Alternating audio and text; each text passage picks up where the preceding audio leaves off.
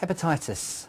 There are a multitude of different types of hepatitis. We've got hepatitis A, B, C, D, not very adventurous on their naming, but they're all slightly different, caused by different viruses. Now, hepatitis A to start is transmitted through food and water. It's very, very easy to pick up. Even areas such as the Mediterranean or surfers around the UK are at slightly higher risk of hepatitis A, but you are truly at risk if you're travelling anywhere off the beaten track, Africa, anywhere in Asia, in the Americas. It is absolutely essential for travel.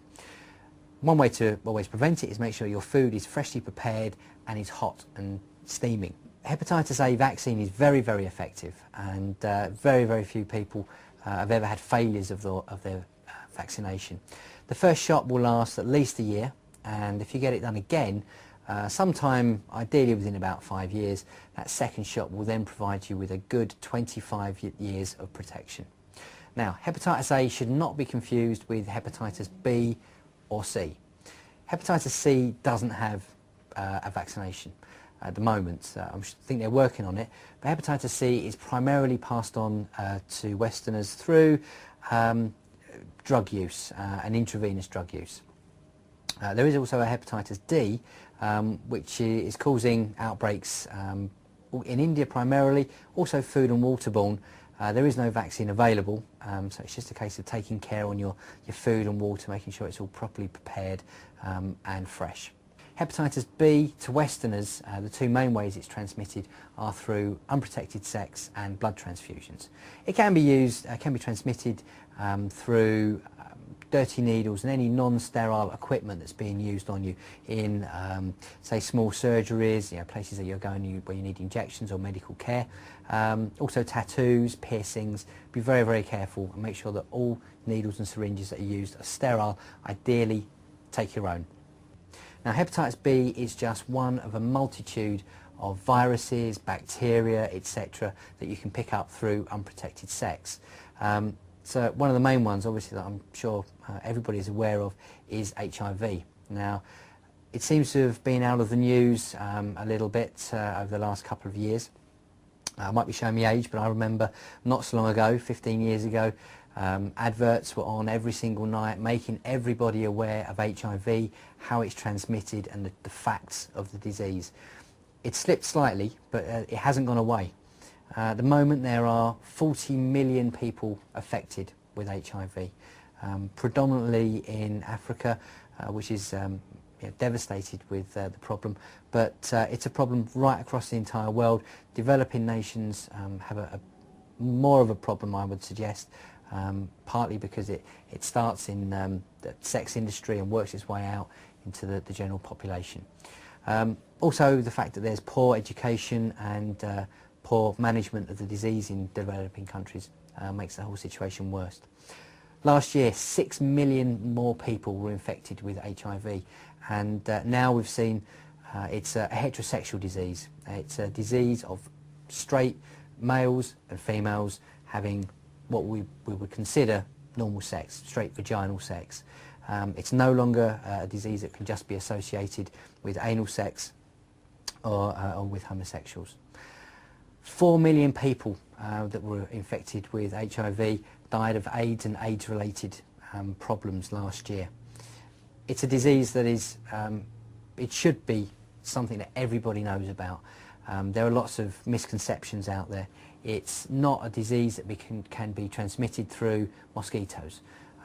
It is a disease that you can catch through oral sex, but the chances of it occurring are very slim. It's a fact, and you need to protect yourself. The one way that you can protect yourself is using a condom at all times.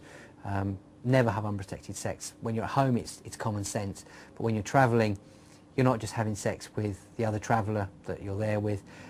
You're having sex with every other traveller that they've been with, every other local that their partners have been with in the past. And it's a horrible thought if you just sit there and think about it for a moment.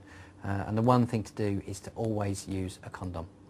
HIV and hepatitis B can also be spread by blood transmission, and that's why carrying sterile equipment, and if you need to go into hospitals or cheap places where you're going to need some sort of medical care Always take your own sterile equipment with you to make sure that you're not going to be infected with HIV or any of these other diseases through a needle that's been used on someone recently and not cleaned properly. I mean, needles are reused in a lot of developing countries just because of costs.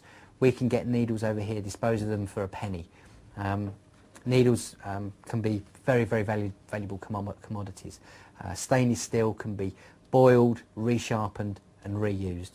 Likewise, barrels over here, plastic, disposable. Developing countries use glass barrels, again, wash them out, reuse them. Other diseases that you can pick up through unprotected sexual contact, things like human papillomavirus. It's a major cause now. It's been associated with cervical cancer in later life. Chlamydia. This is a bacteria. Recent research in some British clinics found 8%, that's 8% of all under 20s that were checked had chlamydia. Now, it's what's known as a silent disease. The bacteria doesn't necessarily cause any problems. If it does, it tends to be no more than irritation and discharge. It can be easily confused with a lot of other things. But what can happen, especially in females, is further down the line, it causes some long-term damage, and this can lead to infertility. It may not interest you while you're watching this right now, but just think about the future. Now, it's not something that the boys don't have to worry about, because you will transmit it from, you'll pick it up from one girl, unprotected sex, you pass it on to another. That's your responsibility. Herpes, 19,000 cases last year, new cases. It's not only unpleasant to look at, but it can be recurrent. Very often it can be treated and resolved on a single instance, but some people find that whenever they get run down, whenever they're ill, it comes back. It can be very painful and can be quite unpleasant. Genital warts, 80,000 cases last year. Another disfiguring disease that you want to avoid. Another one that's making a bit of a comeback is something called chancroid. It was almost unheard of in Britain for many, many years, and over recent times, together with the general upsurge in sexual diseases, chancroid has made a real comeback, and it's particularly unpleasant because it often goes hand in hand with other sexual diseases. Chancroid is an open sore, that's basically what it means, and this open sore will then allow other viruses, other diseases to get into your body and cause problems.